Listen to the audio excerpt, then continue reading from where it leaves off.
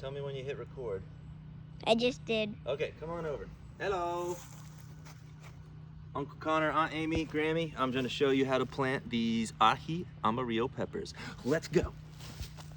Don't forget to like and subscribe. All right. So,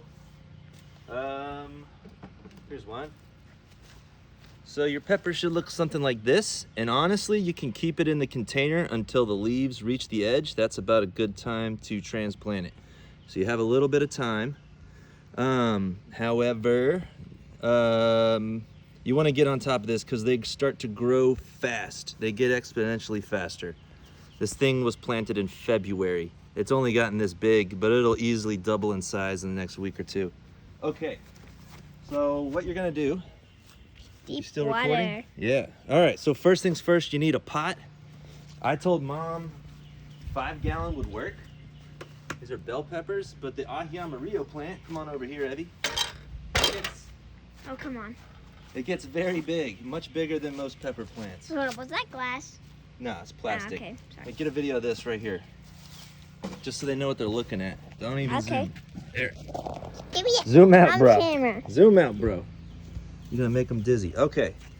So I told Mom I think 10 gallons probably best if you can afford all that dirt, because that's easily 20 bucks of dirt. Yeah. Anyways, this one's probably in a 15-gallon, and I think it'll be fine. Yeah. So you need to get any sort of potting soil, anything well draining. If you want to be cheap, you can. I'm not even gonna get there. Don't worry about it. But what's important is that you grow it in at least 5 gallons, preferably more. Each pepper has their own pot and well draining soil. I'll get there. Zoom out.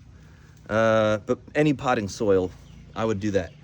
You're gonna want to, at the time of transplanting, plant some sort of post or trellis. Here I just have a stick of bamboo, because what happens as the pepper grows, it gets large and floppy. This one fell over, so I had to tie it right here. I just tied one of the branches to it. And as this side gets longer over here, hey, let's get a zoom out over here. I got this big old branch. I can just tie it or even put in another post. But it's best to get the trellis in early, because now when I put a post in, I'm gonna hit a root at some point and it's not gonna like that. Another great trellis is your tomato cage. Here's one upside down, just because I like to put them upside down sometimes. They're like $3 for a giant tomato cage at Lowe's or anywhere you like to shop. Oh, spider. Okay, so here's what we're gonna do. You got your potting soil in your pot. You've moistened it. It's pretty moist coming out of the bag, honestly. If you just dump it out of the bag day of, you should be fine.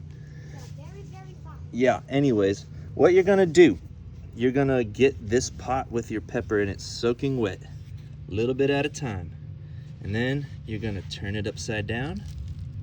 I'm not gonna do it. You're gonna turn it upside down and gently squeeze it out of its place. You should have the pepper with all of its dirt still connected to it because of its root system. The roots will still be pretty small, so it's a chance a lot of that dirt will fall off, and that's fine. But you're gonna make a little hole, not as deep as you'd think, and you're gonna place this pepper in it, cover it with the remaining soil, water it thoroughly, and then you're just gonna let it live. After transplanting, you don't want to transplant in the harsh afternoon sun. I would try to do it after dinner one day. Anyways, that's almost all there is to it. Put it in the sunniest spot in your garden, if you're like me. They don't need as much sun as most peppers. This one only gets probably 4 hours direct, and it does fine. This is a good spot to do it too. Yeah, there you go. Somewhere where the sun can move, but most likely it all, even if the sun moves, it stays there. Yeah, sure. And then the last thing I want to say, watering practices. Do not water this thing every day. Say that again, Evie. Do not water this thing every day! That's right. You're only going to water it when it needs to be watered. So here's what I do. You want to put your finger look at me, over here. You're going to put your finger in the dirt, and you're going to put it down to the first knuckle. If any dirt is still connected to your finger, that means it's the least bit moist, doesn't need water. If you put it down and all that dirt, see how dry this one is? on the top layer anyways. If it's all that dry but all the way down, not like this, this is moist underneath, then you can go ahead and water it. And I would water, you want to water a good amount, not just a little bit.